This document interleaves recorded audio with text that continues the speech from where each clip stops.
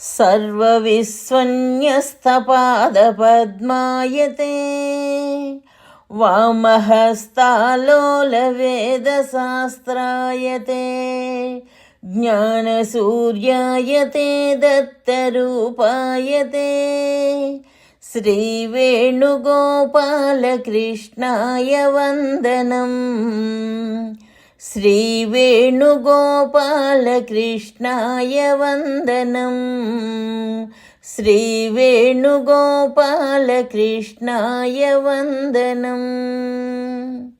శ్రీదత్తవేదము ముందు మాట.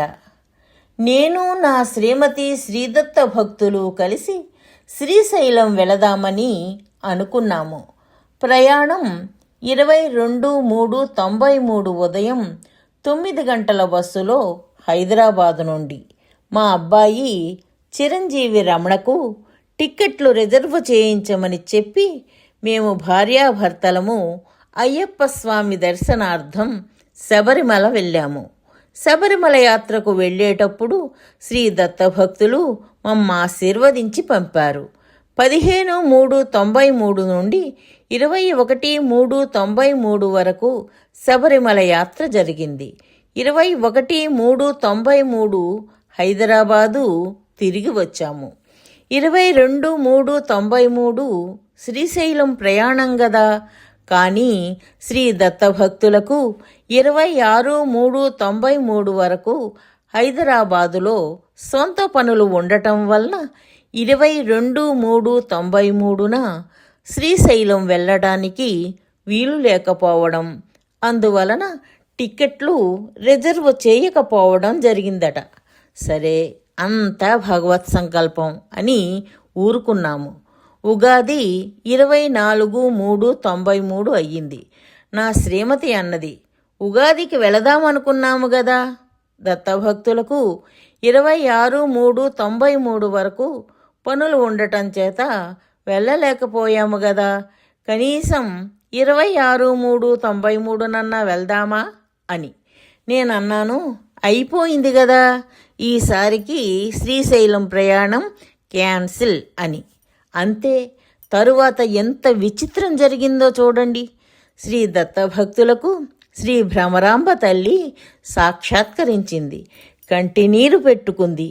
ఏమిటి ఈ దృశ్యం అనుకున్నారు దత్తభక్తులు.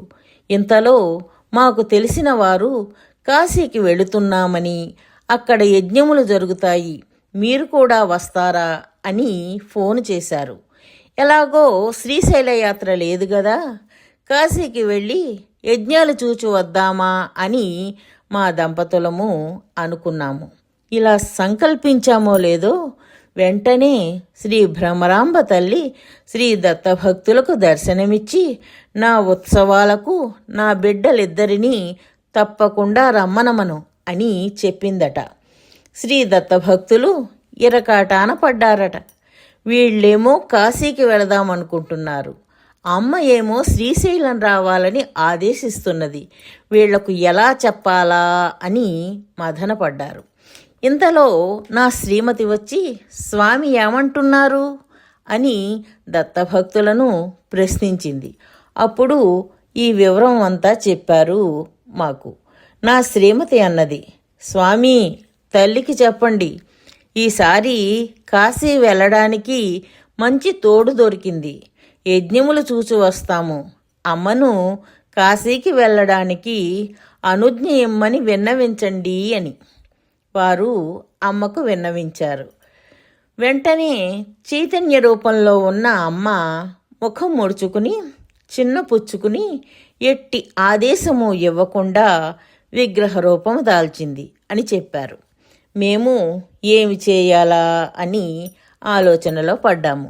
శ్రీదత్త భక్తులు స్నానం చేయడానికి స్నానాల గదిలోకి వెళ్ళారు. చిత్రం విచిత్రం, వణుకుతూ శ్రీదత్త శ్రీదత్త అనుకుంటూ బయటకు వచ్చారు. విభూతి ధరించి కళ్ళు మూసుకుని దత్త భజన చేస్తున్నారు. వారిలో చాలా మార్పు కనిపించింది. నేను అన్నాను, ఎందుకు అలా ఉన్నారు, స్వామి ఏమన్నారు అని. నా భార్య వంట ఇంట్లో నుంచి గబగబా వచ్చింది. ఏమిటి ఏమి జరిగింది అంటూ. శ్రీ దత్తభక్తులు ఇలా సెలవిచ్చారు. నేను బాత్రూంలోకి వెళ్ళాను గదా, అమ్మ సాక్షాత్కరించింది. ఆమెకు మహా ఉగ్రం వచ్చింది. నీ వల్లనే ఇలా జరిగింది. నీ మూలకంగా వాళ్ళు శ్రీశైలం మానేశారు. నీవే బాధ్యుడివి అని మందలించింది.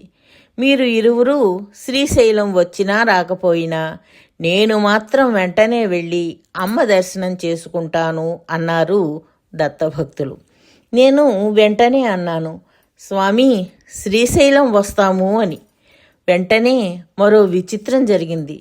శ్రీదత్త భక్తులకు అమ్మ మరలా దర్శనం ఇచ్చింది. విశాలంగా చిరునవ్వు చిందించింది. అంతర్ధానమైంది. ఇంతే అన్నారు దత్తభక్తులు. అప్పుడు శ్రీ దత్తస్వామి శ్రీ దత్తభక్తులకు సాక్షాత్కరించారు. ఇలా అన్నారట, వీళ్ళు కాశీకి వెళ్ళేది ప్రధానంగా శ్రీ విశ్వేశ్వరుడి దర్శనానికి కాదు, యజ్ఞం చూడడానికి గదా. అక్కడకు ఆ యజ్ఞం కోసమే వెళ్ళడం, చెరకు నుండి రసం తీసిన తర్వాత మిగిలిన పిప్పిని సేవించడం మాత్రమే అవుతుంది. కాశీ విశ్వనాథుని దర్శించటం మంచిదే, ప్రధానంగా అందుకు కాదు కదా వీళ్ల ప్రయాణం. శ్రీశైలం మోక్షప్రదమైనది. అక్కడ వాళ్లకు అమృతం లభిస్తుంది. వాళ్ళు ఇప్పుడు కాశీకి కాదు వెళ్ళవలసింది, శ్రీశైలం వెళ్ళాలి అన్నారట. ఈ విషయం మాకు శ్రీ దత్తభక్తులు చెప్పారు. మా కళ్ళు చెమర్చాయి. కృతార్థులము. వెంటనే శ్రీశైలం వెళ్ళడానికే నిశ్చయించుకున్నాము. అమ్మ సంతసించింది.